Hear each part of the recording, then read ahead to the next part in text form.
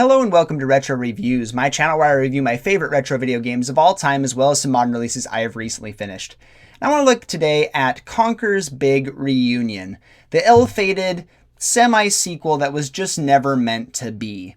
Now, if you know me at all, if you've been around this channel, I did a review of Conker's Bad Fur Day. I've talked about it multiple times. I am a huge fan of the game. It is my second favorite video game of all time, only falling behind A Link to the Past on the Super Nintendo. I have a lot of love for Conker. I think he's absolutely hilarious. I think the game that he is part of is just a brilliant masterpiece in every conceivable way. I think the world of that game, and I have always longed for a sequel. Imagine my surprise when I found out that there was a bit of a sequel in the works as part of Project Spark for the Xbox One. I remember hearing about this and seeing some videos about it and thinking, oh my goodness, this is our chance to get new Conker.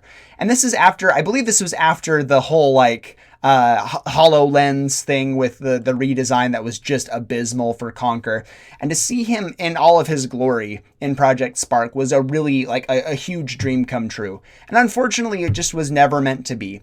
Primarily because Project Spark was never meant to take off. Unfortunately, due to the Xbox One selling really poorly, there wasn't enough player base as it was to sustain something like Project Spark. If you're unfamiliar with the game, it's a creation engine where you can build your own levels and worlds using a lot of really interesting tools. I picked it up the other day from GameStop. They're having a pre-owned game sale. I got it for $2.50, and it comes with Conker's Big Reunion loaded on there. It's not part of the downloadable stuff. It comes on the disc. And I had to make sure because the servers have been long since disconnected. You cannot access any of the fan-made stuff. It's just this. But it had that packed in and some little other game as well that was pretty fun that you can play as Conker or a bunch of other champions. And building levels is really cool. It's a phenomenal idea.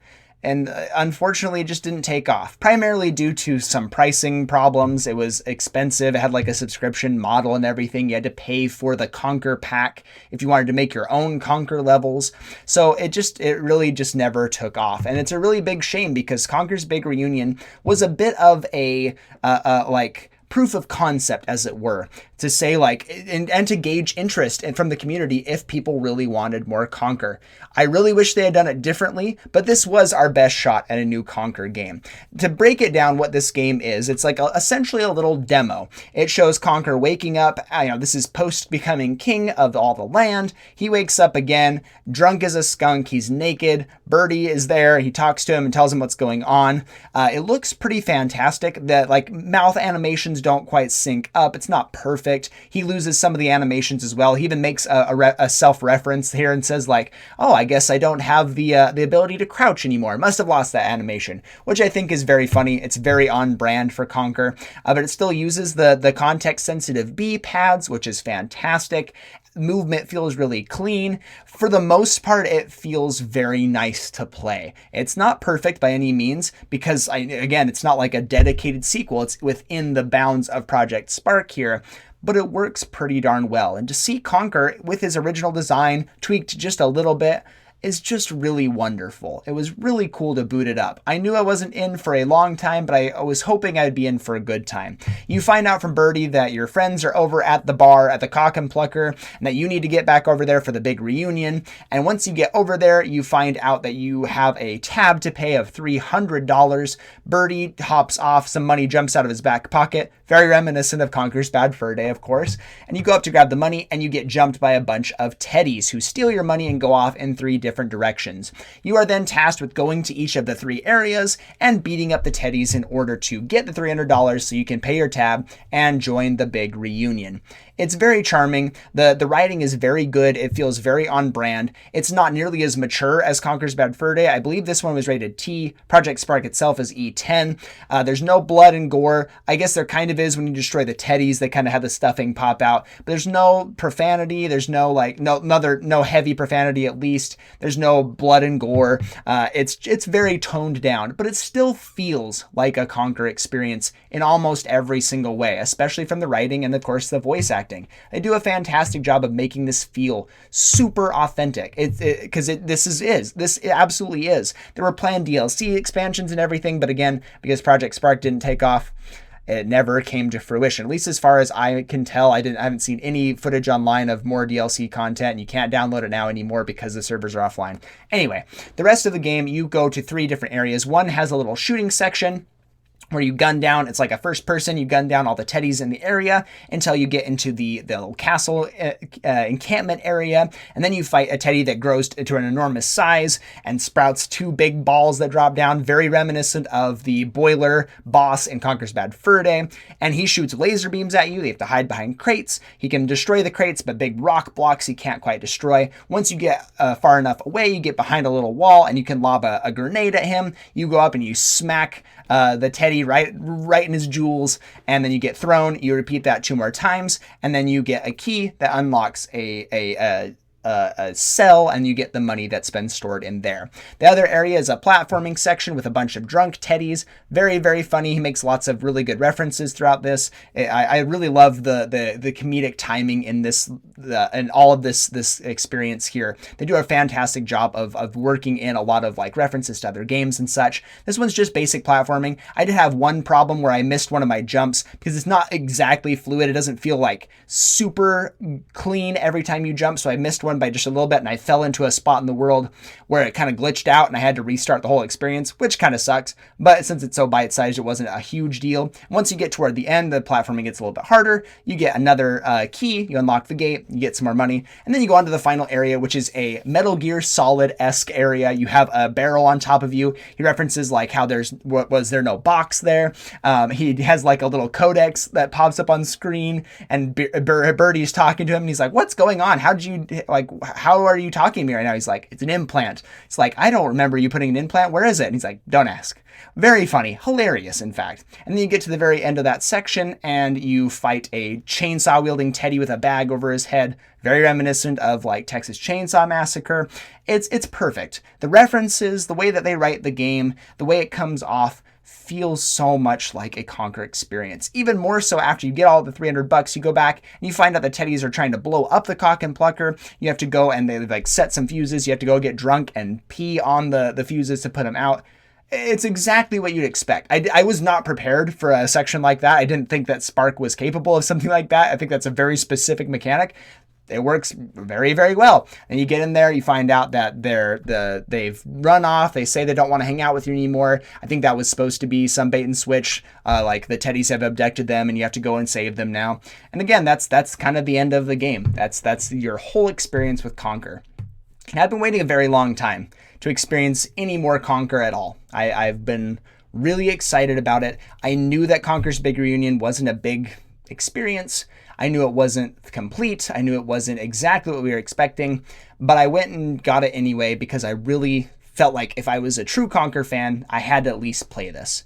And really what it left me feeling is just kind of empty, wanting more, so much more, and knowing that this is likely the last time we'll see the squirrel, because I've seen so many times. Chris Seaver's been asked a million times. He's the creator and the voice of Conker. If there's ever going to be a sequel, and he says absolutely not. Just he continues to confirm that that's never happening. And it's a shame. Conker's Bad Fur Day didn't sell especially well into 64 because of its mature rating, and it was at the end of the life cycle anyway. People were more interested in the next generation of consoles.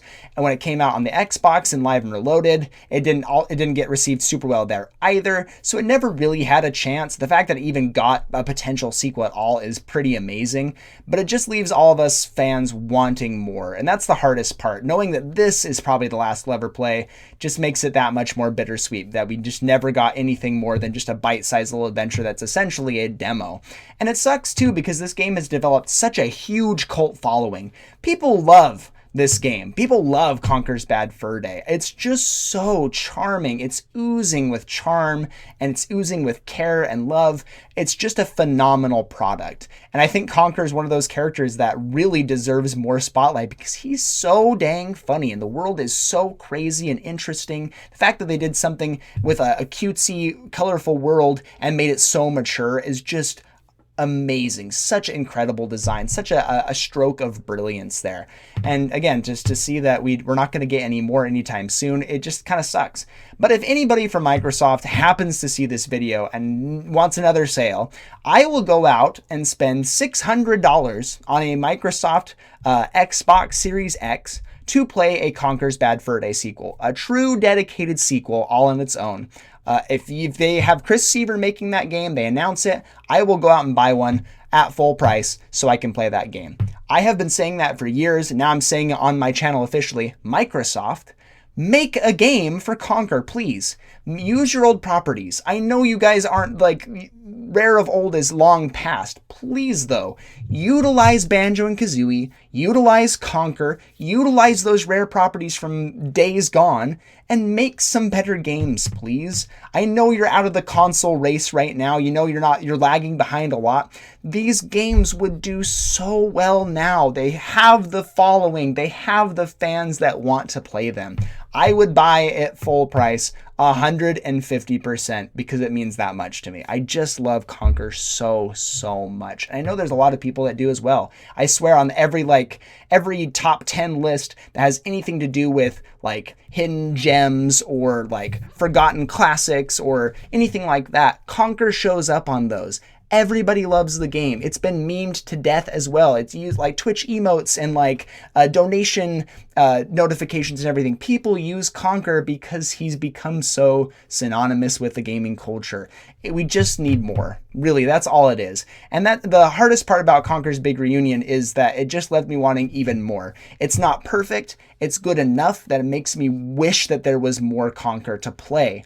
I'm going to be giving Conker's Big Reunion, despite just being a little demo, since it's the last Conker we've got so far, I'm going to be giving it a silver rank.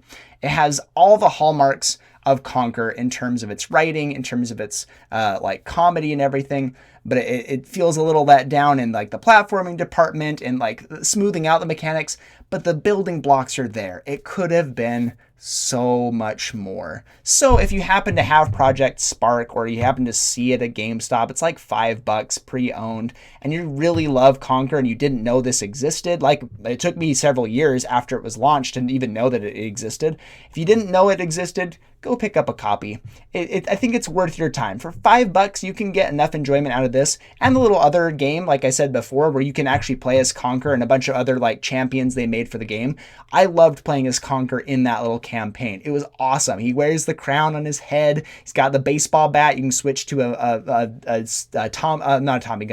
a machine pistol and Uzi. It's just perfect. He's so charming and lovely. And it's nice to just be able to play as him in anything, honestly. I believe it's worth your time for a few bucks, and you can get it on eBay for not much more expensive either. So if you want more Conker, that's the best place you're gonna get it. Or get the Rare Replay bundle and play Conker's Bad Fur Day again, like I'm doing right now. Thank you so much for watching, and I'll see you on the next one.